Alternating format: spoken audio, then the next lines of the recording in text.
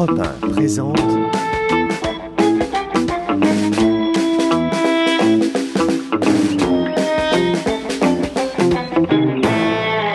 Petit stream entre amis. Bonsoir, Petit Stream reçoit aujourd'hui Eliane Fiolet. Elle est la cofondatrice avec son compagnon du blog techno Uber Gizmo, c'est comme ça qu'on dit ? Uber Gizmo, c'est un blog high-tech lancé aux États-Unis il y a 7 ans et qui s'est placé dans le top 10, voire le top 5 des blogs traitant d'électronique grand public aux États-Unis. Uber Gizmo en chiffres, vous corrigerez mon portrait raté tout à l'heure, vous inquiétez pas. Uber Gizmo en chiffres, c'est 2 millions de visiteurs uniques et 4 millions de pages vues par mois sur la version américaine et presque 400 000 visiteurs mensuels pour la version française. Ça devrait faire rêver certains pure players français. Avec vous, Eliane Fiolet, on va parler blog high-tech, tendance geek de l'année 2011. On va aussi vous interroger sur la vie aux États-Unis pour une entrepreneuse, je ne sais pas si on dit comme ça, sur le fait d'y entreprendre. Et bien sûr, on posera les questions des internautes de Twitter et Facebook. À vous, Eliane Fiolet. Pour vous interroger, Eliane, Natacha Kester-Séméon de mémoirevive.org. C'est Natacha qui a proposé de vous inviter et on en est ravis. Et Jonathan Boucher-Petersen d'Europe 1 Soir. Je rappelle le principe de l'émission en streaming sur europe1.fr et sur Dailymotion tout de suite et en vidéo sur europe1.fr, Dailymotion et YouTube demain. Voilà. Bonsoir, Eliane Fiolet. Bonsoir. On est ravis de vous avoir parce que vous venez pas souvent en France quand même. Non, je viens 1 ou 2 fois par an en fait. Alors, pour imaginer que des novices non-geeks nous regardent, qu'est-ce que c'est qu'Uber Gizmo ? En fait, aux États-Unis, on dit qu'on est un blog de gadgets. Mais ici en France, gadget, ça fait un peu le truc pas cher, les petits trucs qui servent à rien, pas cher. Alors qu'en principe, ça sert à rien et c'est cher. Ouais, voilà. En gros, on couvre tout ce qui est dernier smartphone, téléphone portable, iPhone, les derniers ordinateurs portables, les télés 3D, en fait tout ce qui est électronique grand public. Plus aussi quelquefois des objets intelligents qui servent plus ou moins à rien, comme aujourd'hui on a couvert le casque qui rase ça sert pas à rien, ça sert à raser. Moi je suis très intéressé par exemple. Alors on avait aussi publié une fois, je sais, le gyrophare en forme de lapin des policiers au Japon. Et bientôt l'iPhone qui permet d'épiler. Alors simplement, quelle est non, mais c'est une histoire sérieuse parce que c'est quasiment c'est devenu une start-up, enfin plus qu'une start-up, une entreprise. C'était une blague au départ en fait. C'était une blague. Alors la blague et le pari ont démarré en 2004, c'est bien ça? Ouais, à peu près. Vous pouvez nous raconter un peu? Ouais, fin 2004. En fait, moi, à l'origine, je suis designer graphique. Donc, j'ai commencé dans le jeu vidéo. Après, j'ai fait de l'identité de marque à Paris. Je suis arrivée dans la Silicon Valley en 2000, pendant la bulle Internet de Internet 1.0. Après, il y a eu le crash. Je suis revenue à Paris, je suis revenue aux États-Unis et le cofondateur de Uber Gizmo est ingénieur en informatique et il travaillait chez Nvidia qui font des cartes, des puces graphiques qui notamment étaient dans la Xbox qui permettent d'afficher de la 3D temps réel extrêmement rapidement. Et donc on lisait nos concurrents, c'est-à-dire les blogs comme Gizmodo. Et on s'est dit, nous, on peut écrire sur la technologie. On est au milieu de la Silicon Valley, pourquoi on peut faire pareil? Bon, alors, comme on a anglais deuxième langue, c'était un peu genre, bon. Mais on pensait pas en faire un business. On disait, ouais, ça nous plaît. On a commencé à écrire un blog. Moi, je suis designer web, il est codeur. En une journée, j'ai fait un logo, on a monté un site. On peut monter un site à tous les deux en une journée à peu près. Et donc c'est parti comme ça sur Blogger, sur Google, et puis de fil en aiguille, on a de plus en plus de trafic. On a dû changer de plateforme, on est passé sur Movable Type. Après, le trafic a augmenté, on a été obligé de changer de serveur, et voilà. Et on s'est retrouvé à un moment, on avait assez de trafic et on avait de la pub, on gagnait de l'argent et on s'est dit, maintenant, qu'est-ce qu'on fait ? Ça s'est joué sur quoi ? Parce que des gens qui ont la compétence pour lancer un blog et qui ont l'envie, il y en a des millions. Qu'est-ce qui fait que tout d'un coup, ça devient une belle aventure et autre chose que simplement une petite initiative personnelle entre passionnés ? Écoutez, je sais pas, on Un petit avait... miracle.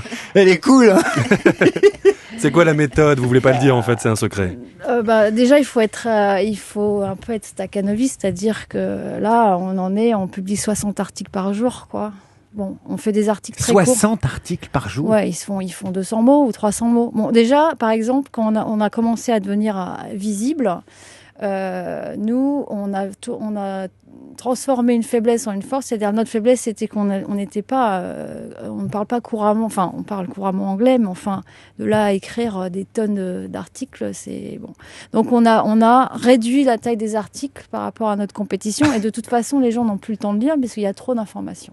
Donc grande photo et petit texte. Ouais, et donc en fait, oui, en plus comme je suis designer, on a vraiment un bon rapport entre l'information de l'image. On fait très attention à avoir au mieux qu'on peut, hein, parce qu'on n'est pas non plus Paris Match, on n'a pas des photographes professionnels, d'avoir une information visuelle extrêmement forte et de mettre le maximum d'informations importantes en le moins de texte possible. C'est-à-dire, on a une valeur ajoutée très forte où on sait exactement.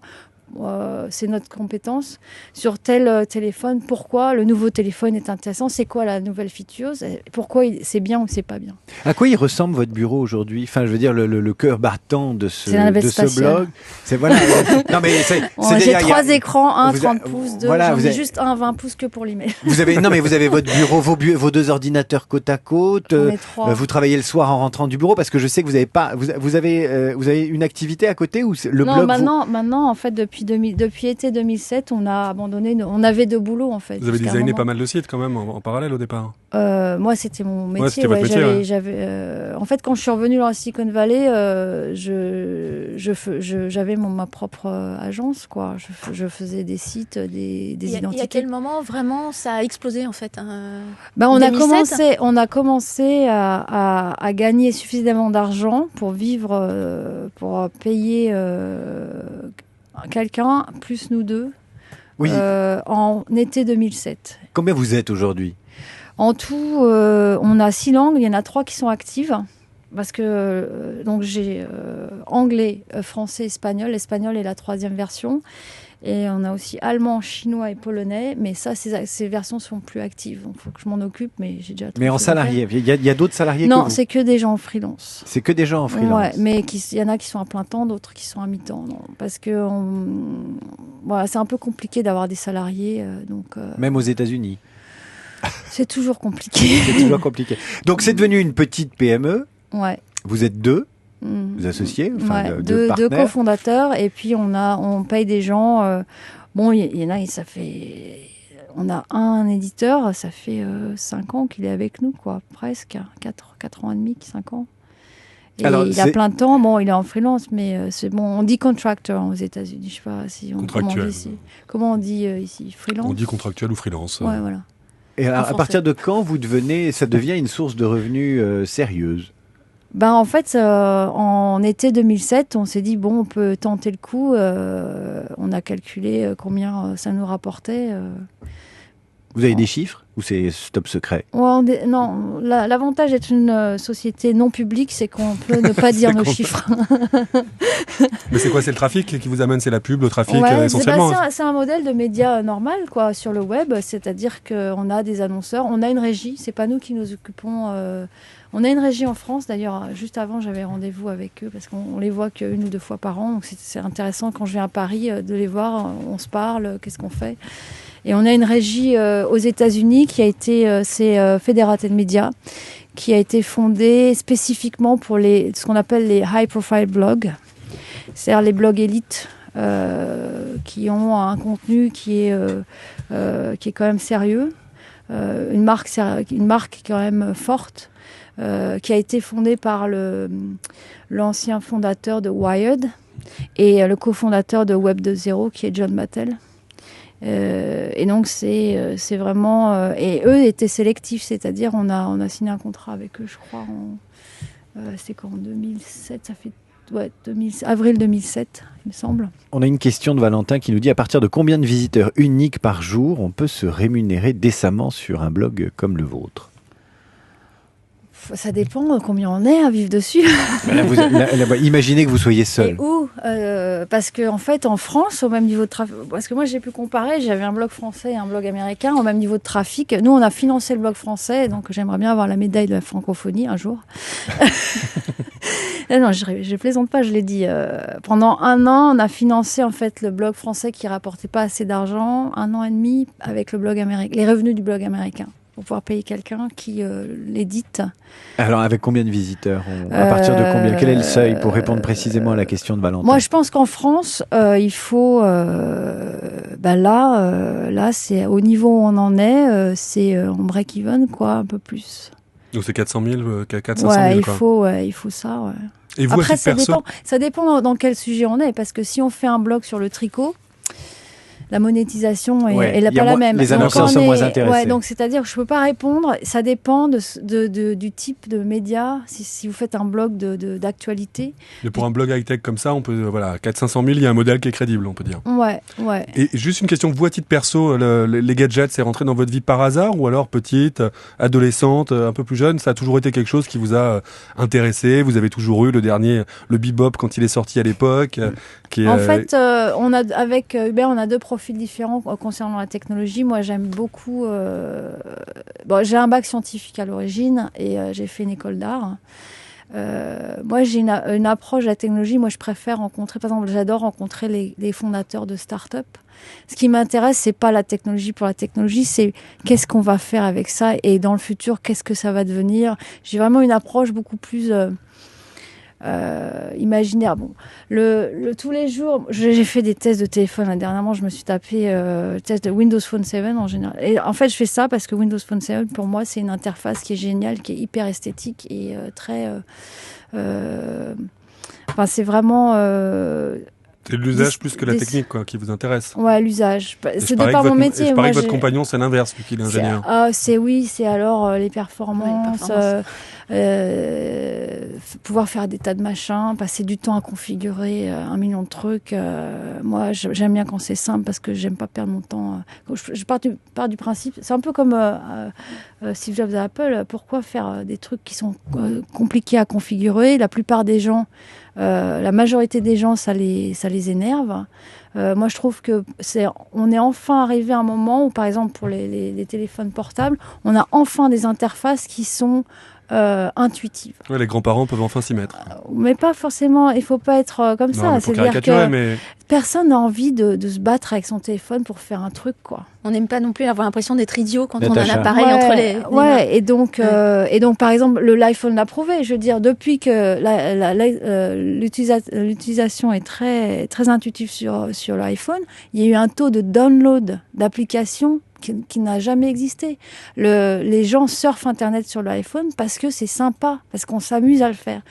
Aller sur un BlackBerry, moi, jamais je vais sur Internet sur un BlackBerry parce que c'est pénible. C'est donc l'ergonomie qui prend de plus en plus de Et c'est pas de parce place. que je suis pas intelligente, c'est pas parce que... Non, c'est parce que c'est l'expérience est pas sympa, quoi.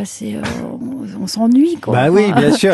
Miss Pétoncule vous demande sur Twitter, est-ce que vous avez une radiographie du profil de vos visiteurs? Qui sont-ils? Bon, alors, comme d'habitude, quand c'est de la technologie et des gadgets chers,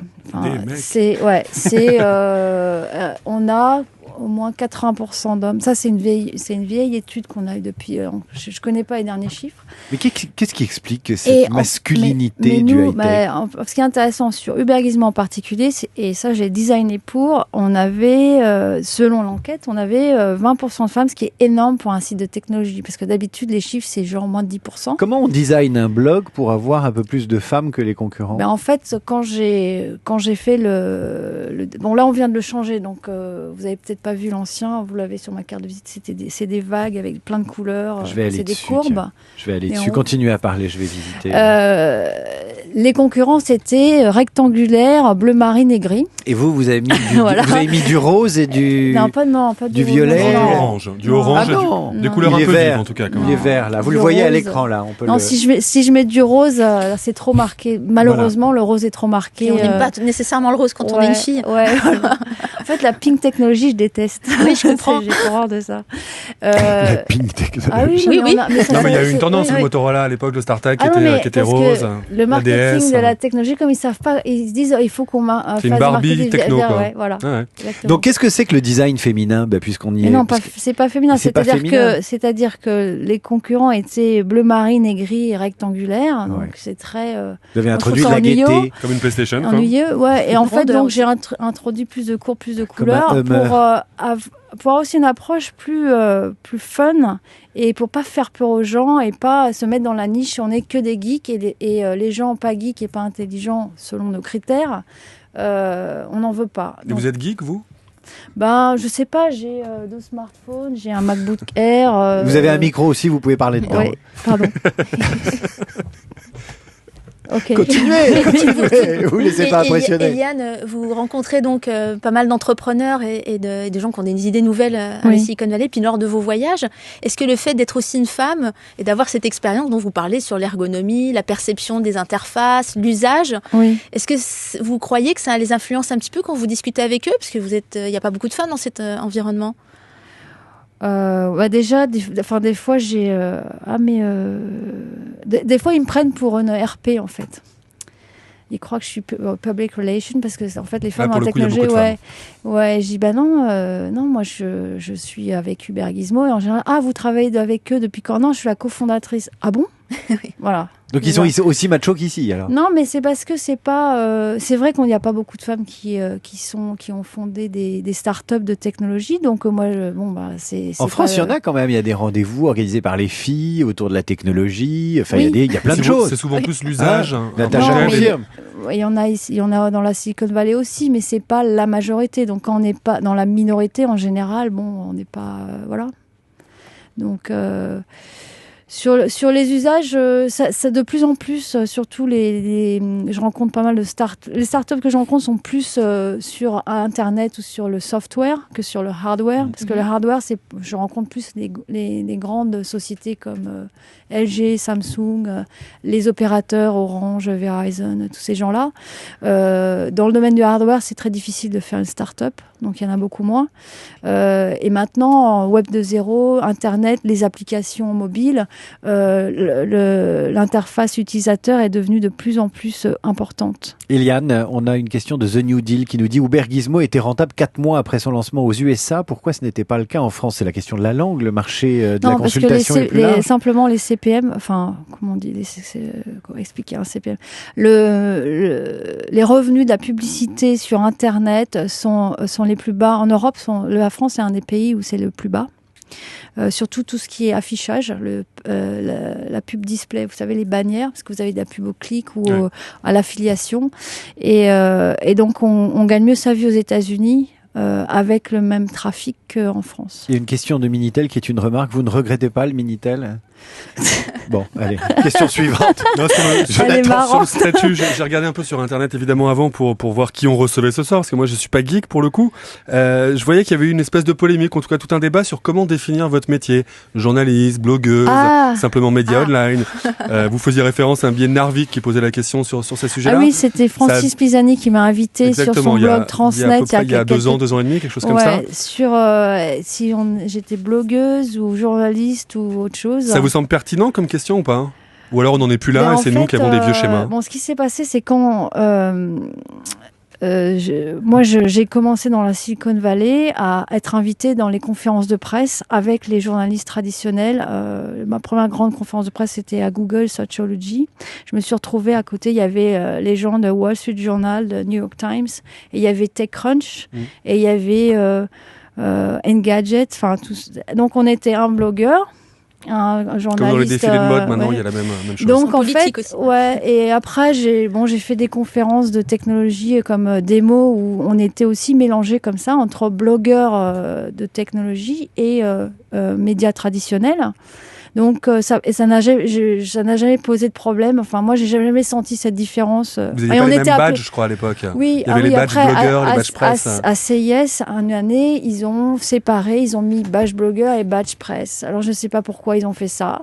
Quand j'avais toujours eu des relations cordiales avec les collègues de la presse traditionnelle, j'ai jamais senti vraiment à part CIS, une fois, qui s'amusaient à séparer. Et toujours maintenant, c'est séparé. Il y a le press lounge et le blogueur. Mais on a le droit de choisir. On choisit choisis. Alors moi, tu vas aller dans la salle de presse ou la salle des blogueurs. Bon, si tu choisis. Et entre blogueurs tech, on sait qu'il y a des grandes disputes dans des conférences parfois, en ligne, il y a des compétitions. On des a vu disputes. oui, d'ego. Comment ça se passe toujours. Oui. Au web de Loïc Lemeur, on a pu voir à ce moment-là dans des panels. Qu'est-ce qui s'est passé? Mais j'étais pas le web là, donc je sais pas. Non, pas le dernier, mais celui d'avant. Oui. Mais toujours Michael Harrington, Robert Scoble, etc. Alors comment vous faites-vous Moi, j'ai eu un petit différend avec Scoble offline. Qui est-il? Excusez-nous, mais on est nuls. C'est vous les geeks en fait. Voilà, mais oui, les geekettes, oui, bien sûr. Alors Robert Scoble, c'était un des premiers qui a fait un blog quand il était chez Microsoft. Ensuite, il a écrit un bouquin avec Shell Israel à propos de ça, des blogs. Quand ça a démarré, je sais plus, c'était avant qu'on commence avant 2004. Je ne peux pas donner de date. Et c'est ces gars-là qu'on prend pour des génies sous prétexte qu'ils écrivent en anglais et qu'ils avaient 2 ans d'avance par rapport à la France, c'est ça? Ils ont du poids, hein. Ouais, ils ont du poids. Et il se trouve que maintenant, Robert Scoble, donc il a son blog, mais surtout maintenant avec Twitter, il a à l'époque quand j'étais, parce que j'ai amené Traveling Geek en 2009 à le web. Ils en faisaient partie. Il allait visiter un pôle de compétitivité avec nous.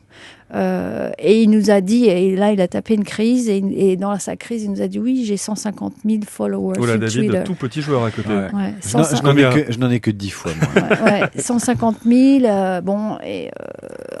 Et il a commencé à agresser les pauvres fondateurs de start-up françaises qui n'étaient pas sur Twitter et qui ont autre chose à faire, honnêtement. Ça a été bon. Vous, c'est récent, on dirait. De quoi? Parce que si on fait un rapport entre le nombre de vos followers et l'audience du site, vous pourriez avoir beaucoup plus de followers. Ouais, mais on n'est pas très bon sur Twitter parce qu'on n'a pas le temps. Ouais. Parce qu'en fait, pour honnêtement, si vous voyez quelqu'un comme Guy Kawasaki, en plus il a automatisé. Ils sont plusieurs aussi. Kawasaki, moi je connais les motos.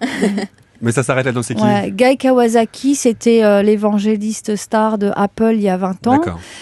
Et maintenant, c'est quelqu'un qui est un très bon speaker dans les conférences et qui a écrit plusieurs livres sur... il donne des conseils sur l'entrepreneuriat, sur les startups, sur la Silicon Valley, sur le marketing dans la technologie.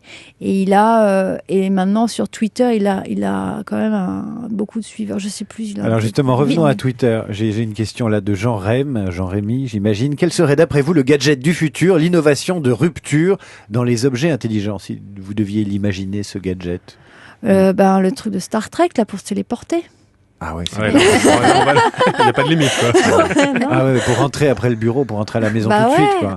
Bah ouais. Bah oui, c'est vrai. C'est vrai que ça fait rêver. Non, mais c'est vrai parce qu'aujourd'hui on téléporte l'information, ça suffit pas. Il faut téléporter le corps. Ou aussi. alors moi, un truc que je joue un peu plus à moyen terme, c'est avoir un téléphone portable avec un super grand écran. Oui. Et ça, on n'a pas encore résolu le problème, quoi. On va continuer notre discussion après le jingle. Europe 1 présente.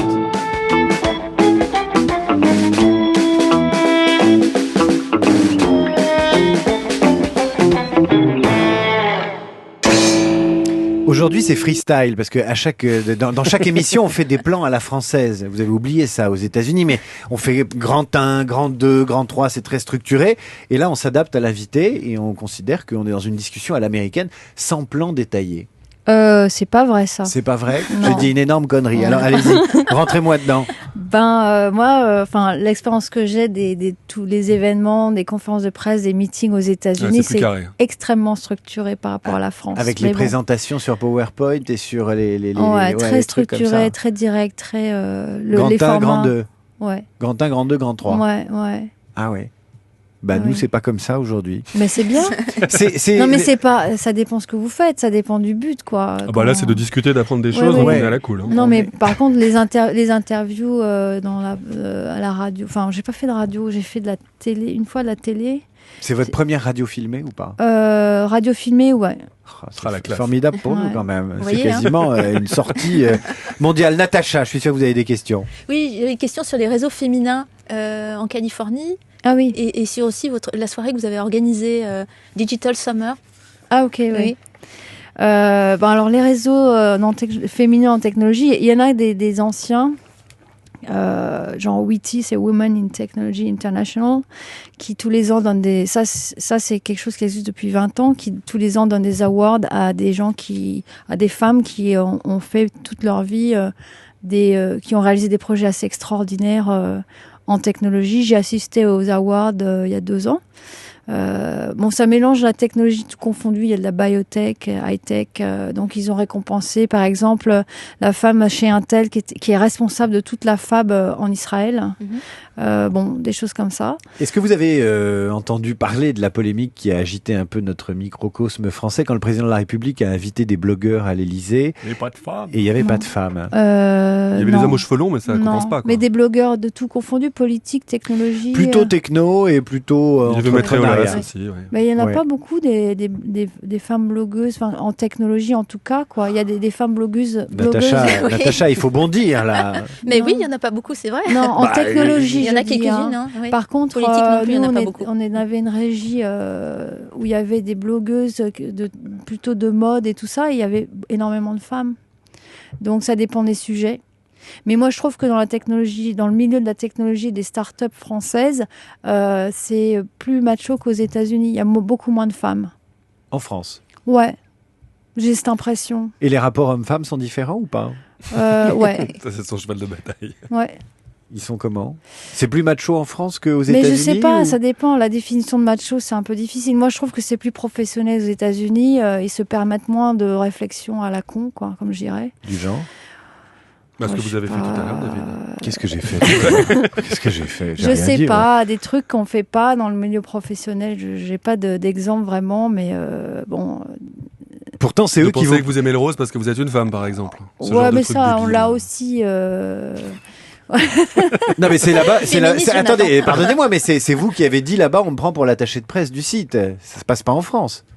Non, si, j'ai eu une fois. Je vous donne un exemple précis. Donc, un représentant du gouvernement français. On est présenté par un collègue de la presse, Hubert et moi, comme cofondateurs de la boîte. Il ne m'a pas adressé la parole une seule fois. Il disait à Hubert: ah, c'est très bien, t'as monté ta boîte. J'ai remarqué, nous on l'a pas invité, c'est vous qui êtes là. Ouais. Et moi j'étais transparente. En gros, j'étais la secrétaire, quoi. Voilà. On invite 10 hommes pour ça une reste femme. rétrograde.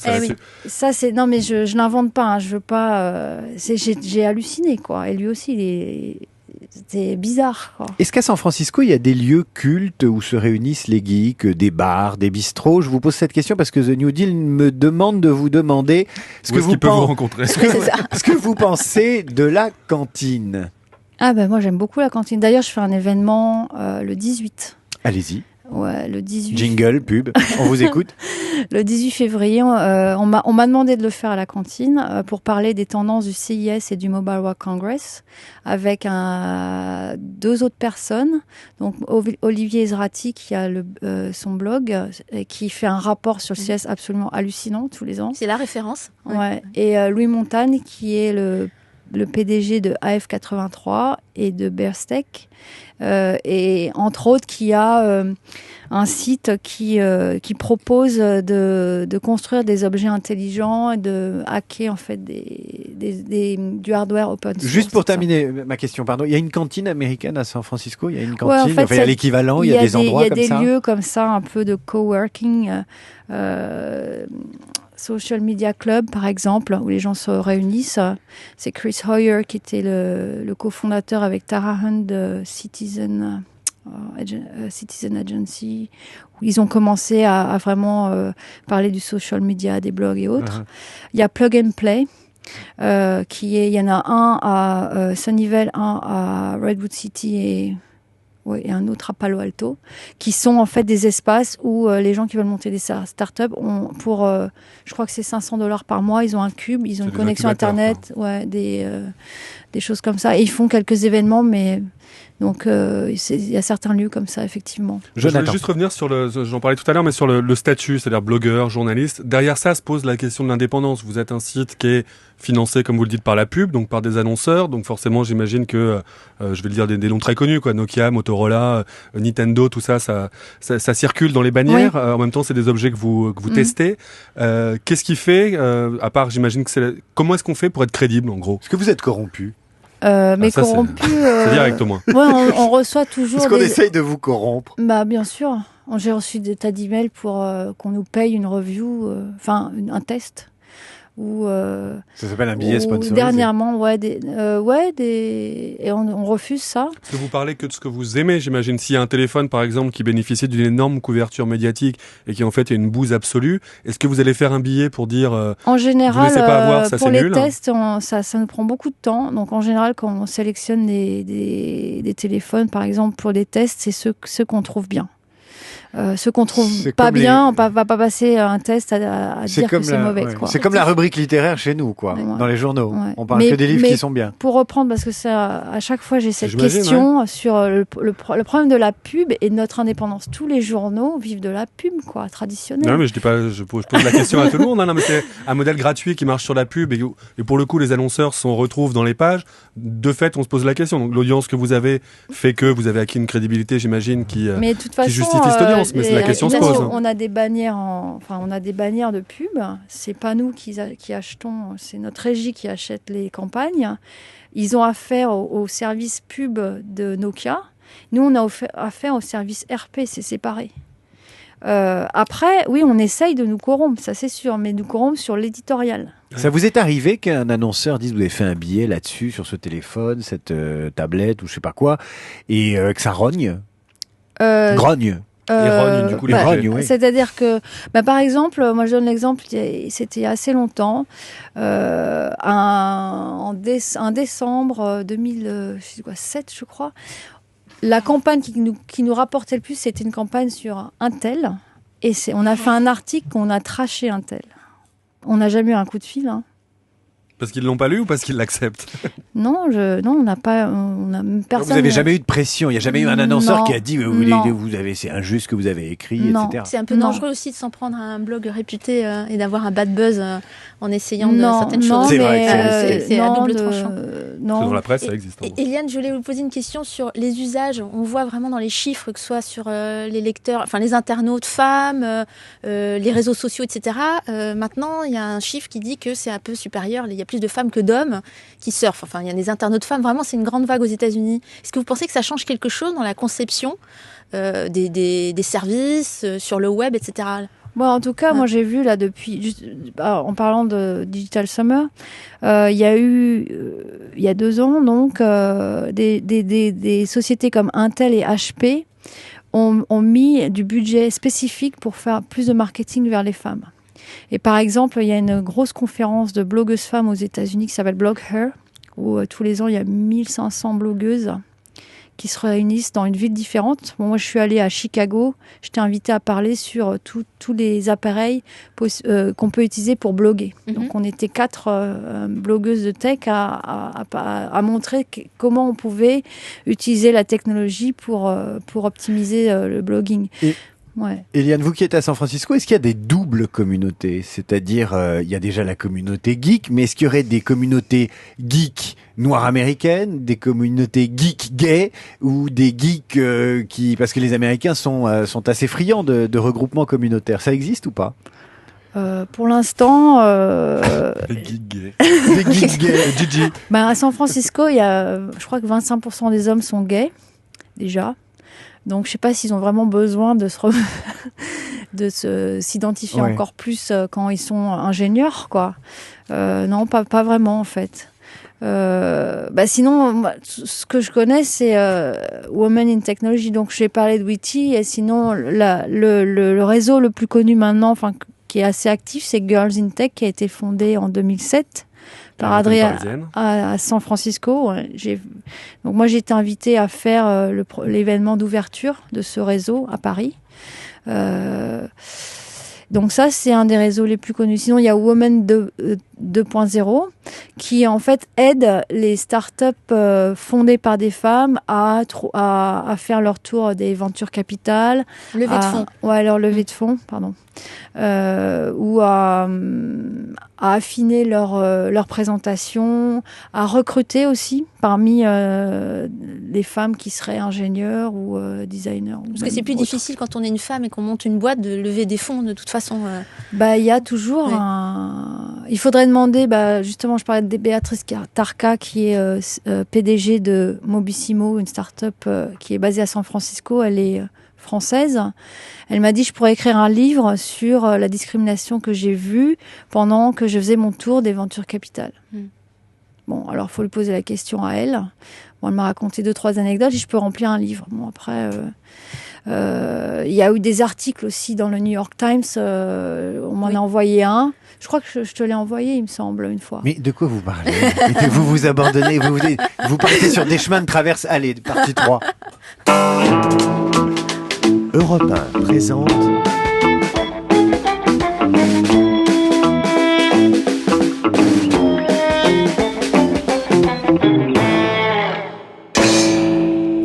Petit stream entre amis reçoit ce soir Eliane Fiolet du blog Techno, High-Tech et Geek, tout ce que vous voudrez, Uber Gizmo. Est-ce que vous êtes américaine maintenant? En fait, je peux demander la nationalité là. J'aurais pu le faire depuis 1 an, j'ai jamais le temps. D'esprit d'entreprise, d'attache, de... Est-ce que vous avez pris le large en fait? Ça y est? Vous avez pris l'accent en tout cas, ça c'est sûr. Ah Vous bon cherchez vos mots. Vous parlez plus en ouais, anglais ou en français? J'ai du mal. Là, je vais lentement parce que des fois, il y a tous les mots de tech, ça me vient en anglais et j'essaye de pas les dire en anglais. Donc, oui, moi, je pense que je vais prendre la nationalité. Là, j'ai pas eu le temps de le faire. Déjà parce que c'est plus simple.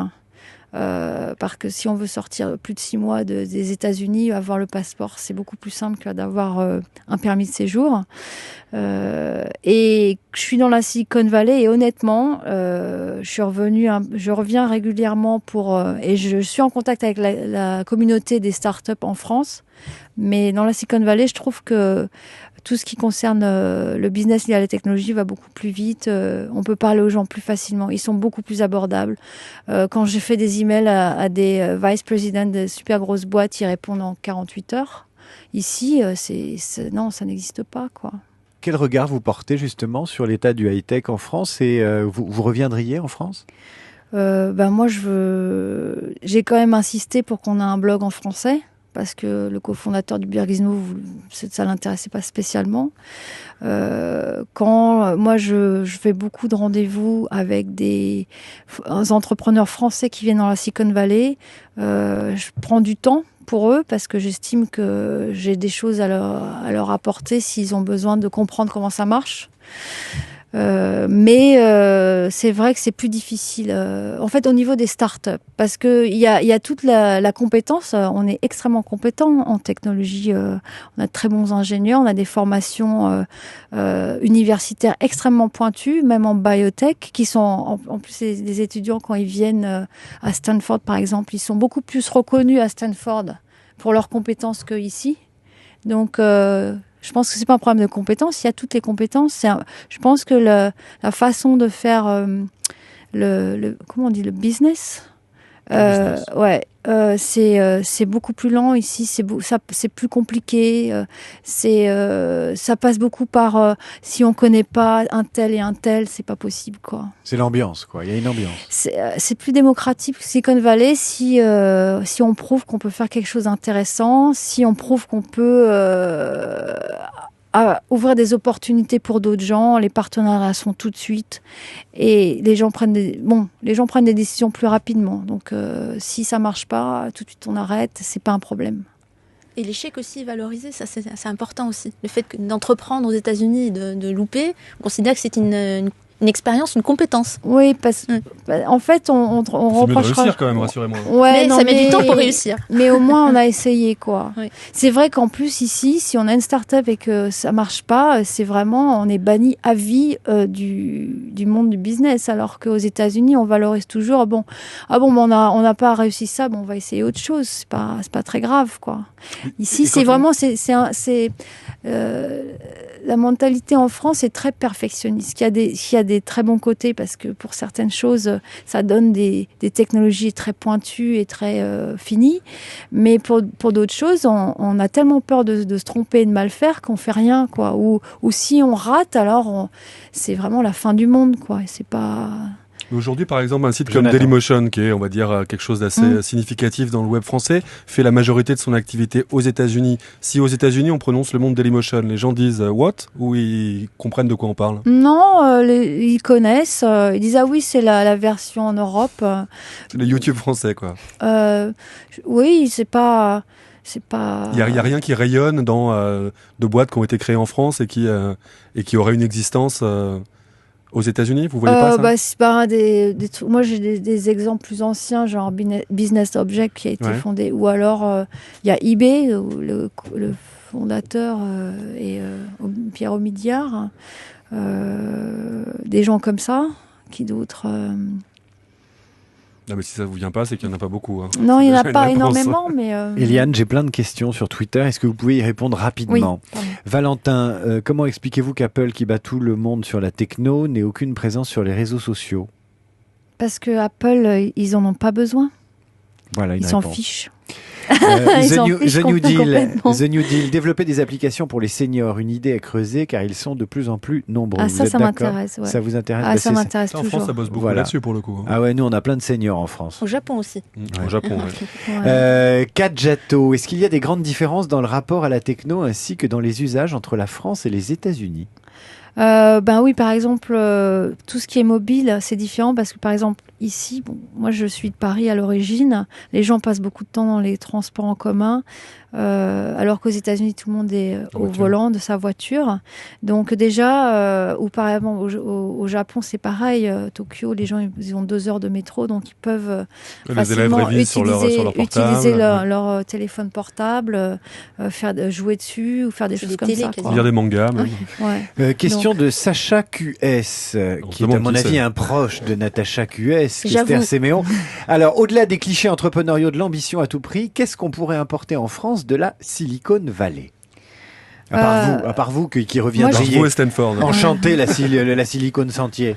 Moi, je pense qu'il faudrait une plus grande ouverture d'esprit sur ce qui est start-up, entrepreneur. Ça coûte pas d'argent, ça, d'avoir l'ouverture d'esprit. Ça prend du temps. Ouais. Mentalité. Par c'est bon. exemple, dans les représentations sociales, bon, quand on est entrepreneur en France, c'est pas du tout valorisé. Il faut, pour être bien vu dans la société, il faut avoir fait une grande école et travailler chez Orange ou travailler chez Samsung, enfin dans des grands groupes. Ou chez Europe 1. Ouais, ou chez Europe 1, c'est un grand groupe. Question d'Andy Crispy. Je les épuise parce qu'il y en a Ouais. plein. Andy Crispy vous demande, est-ce qu'on s'adresse au public français de la même façon qu'au public US? Faites-vous de la traduction ou de l'adaptation de vos propres Bah, articles? déjà, on parle en français. Oui, on fait de l'adaptation. Enfin, alors si on s'adresse J'ai fait une faute de différemment- français? Non, mais je dis on parle en français. Quand on parle en français, ça fait une différence de taille, alors qu'aux États-Unis, on parle en anglais. Ça peut Oui, être une d'accord. réponse Non, à cette non, question. Il Est-ce que répond. c'est... Non, mais il engueule quasiment les gens qui posent des J'engueule pas. questions. Qui, Ah, ce Jonathan. On alors. évacue les questions un peu. Ah. Voilà. Bon, voilà. Ah non, mais moi je Ok. prends On va toutes encore les faire des questions. amis, hein. Il y a- eh ben, aux États-Unis, on te dirait qu'il n'y a pas de questions bêtes. Il y a que des façons bêtes Il y a de qu'en répondre. qu'en Effectivement, France. je prends ça pour Il y moi. a qu'en Moi, France. je peux vous parler comment Ouais, les gens Eliane. s'adressent. On n'a pas les mêmes codes de politesse, mais en parole. Maintenant, dans les articles, bon, quand on parle d'un téléphone, c'est les mêmes features, les mêmes spécifications techniques. Il n'y a pas vraiment de différence. D'ailleurs, les pubs sont mondiales maintenant, de plus en plus. Quand on fait la Ouais. pub pour l'iPhone, pour l'iPad, Ouais. c'est la même à San Francisco et à Paris. C'est pas les mêmes visuels, mais oui, c'est les mêmes annonceurs avec à peu près les mêmes produits. Mais les visuels sont quand même culturellement différents. Il y a quand même une différence esthétique, ça c'est sûr. J'ai une question de 2020. Vous connaissez 2020? Oui, je connais, oui. Je ne sais pas du tout ce Bonjour, qu'il veut 2020. dire. Alors avec 2020, je me méfie. Est-ce qu'elle sait qui est Juan de Fuca? Ben non. Je pense que c'est une blague. Il nous Voilà. expliquera, il fera un prochain tweet. Natacha. Oui, par rapport à ce que vous disiez, c'est vrai qu'en fait, il n'y a pas de plafond de verre dans le numérique. On l'oublie assez souvent. Comment ça? C'est-à-dire qu'il n'y a pas les plafonds des salaires, il n'y a pas la diversité a plus de place dans le numérique. Si on veut faire quelque chose, on peut entreprendre, quel que Oui. soit l'âge qu'on ait, quel que soit ses origines. Mais il faut quel quand même soit- trouver de l'argent si on en a besoin. Oui, il Donc, faut déjà avoir quand une même, idée. Oui. Alors, si on veut trouver de l'argent, il faut aller voir les ventures capital. Et donc, bon, c'est quand même. Et sur l'Asie, vous voyagez régulièrement aussi, vous allez à Hong Kong, je crois. Moi, j'étais à Hong Kong, à Tokyo. Ouais, je vais Pour les revenir. auditeurs, juste David vient de renverser Oui. son C'est verre d'eau, pas nécessaire. ce qui est potentiellement une catastrophe technologique. J'en ai partout sur mon pantalon. Enfin, Vous partout, il y aimez a de bien l'eau vous partout. taquiner. Hein. Ça, avec Jonathan, il n'y a pas de problème. Pardon de vous avoir coupé. L'Asie, quelles sont les différences que vous voyez un peu? Parce qu'il y a des entrepreneurs aujourd'hui qui se disent finalement c'est plus du côté de la Silicon Valley, c'est plutôt en Chine, par exemple, s'installer à Shanghai, Oui. même si l'internet est fermé, bien sûr. Hein. Mais bon, c'est sûr qu'en Asie, il y a le volume déjà. Et puis, c'est vrai que moi, je suis allée aussi à Pékin il y a 5 ans, en 2005. Il y a un endroit où il y a 3 tours de 50 étages et ce ne sont que des magasins électroniques. C'est la cité électronique et tous les étages, c'est rempli de gadgets électroniques. Une dernière question paradis, sur quoi. Twitter. Dernière question sur Twitter. L'expansion du 3G et l'accès à Internet va-t-il être un réel moteur pour votre activité? J'imagine que oui. On vous consulte sur les mobiles, Ouais. évidemment. Ouais. Vous avez une application mobile? En fait, nous, on a un site web mobile qu'on a fait tout de suite, dès le départ, oui, parce que bon, Hubert est ingénieur, donc il sait coder ce genre de trucs. Mais par contre, quand on est trop occupé, là, on vient juste de faire la bêta de notre application iPhone. J'ai honte. Bon. Mais voilà, on va avoir l'application iPhone. Et juste une dernière question. 1, vous avez quoi comme portable? Et 2, je crois que vous allez à Barcelone pour un grand salon du portable. Oui. En un mot, c'est quoi le portable qu'on aura l'année prochaine ou qu'on espère avoir l'année prochaine? Ben déjà, c'est tous ceux qui sont sortis, qui ont été annoncés à CIS, et tous les 4G. À Le Las Ryzen Vegas. 4G LTE avec des écrans énormes, 4.3 inch, avec des processeurs graphiques qui intègrent le processeur graphique dual-core, donc hyper puissant.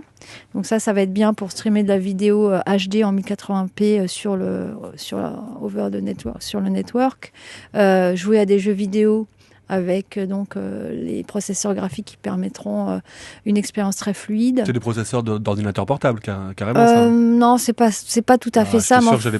J'étais sûr que j'allais aller à côté là. Et Non, la parce 3D? que le problème voulu des faire le pro. téléphones, non, le problème C'est des difficile. téléphones, c'est que il faut limiter la consommation d'énergie. Ouais, les Et donc, batteries. et donc les processeurs sont forcément différents. Il y a la 3D qui est attendue sur un mobile. J'ai vu ça dans un article à Barcelone. La 3D, oui, sur un mobile. Alors, il y a nous ce qu'on a vu comme C'est pareil prototype. curieux comme idée. Ouais. Pour un grand écran. Je sais plus ce que c'est, mais ce qu'on a vu en tout cas comme prototype 3D sans lunettes à CIS, c'était l'ordinateur portable de Toshiba c'est une des meilleures expériences sans lunettes. Sony a fait un tout petit écran sur un Blu-ray player portable. Donc ça c'était, et puis bon, il y avait les télés sans lunettes, quoi. Avant de se quitter, quel regard vous portez sur les débats Internet qui agitent la blogosphère et la politique française aussi? Droit à l'oubli, Adopi, l'OPSI, régulation d'Internet. Vous suivez ça ou pour vous c'est des étripages des villages gaulois? Je n'ai pas vraiment le temps de suivre la technologie version française, je l'avoue.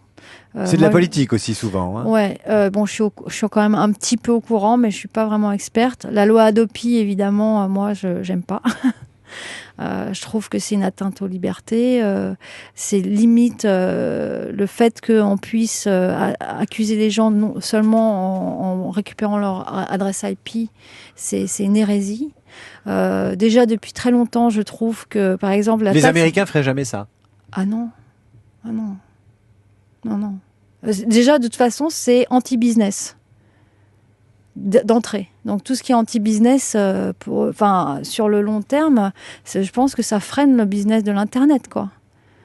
Eh ben on va terminer là-dessus sur cette histoire de business et de business qui est freiné par les lois Adopi du monde entier. Eliane Fiolet, merci beaucoup. On vous retrouve donc sur Twitter, j'imagine sur Facebook aussi, oui. Mais d'abord sur Hubert Gizmo, oui. Le blog en anglais et en français. Pour ceux qui sont pas anglophones, il y a une version Comme vous, David. Française. Moi, je lis très mal l'anglais et je le parle encore plus mal, mais c'est pas grave. C'est pas grave. Merci Jonathan. Mais merci David. Merci d'avoir Toujours un participé plaisir. à cette interview. Merci, Merci. Natacha. Merci. Et Eliane, Bientôt. bon retour dans vos pénates à San Francisco. Vous êtes tout mouillé, David. Et je suis tout mouillé, j'ai fait tomber mon verre. Vous retrouvez Merci. cette émission, soyons un peu sérieux, vous retrouvez cette émission demain sur YouTube dans son intégralité, par morceaux sur europe1.fr et Dailymotion, Jean bafouille. Et la semaine prochaine, il n'y aura pas de petit stream parce que je suis en vacances. Voilà, merci, bonsoir, ciao. Merci.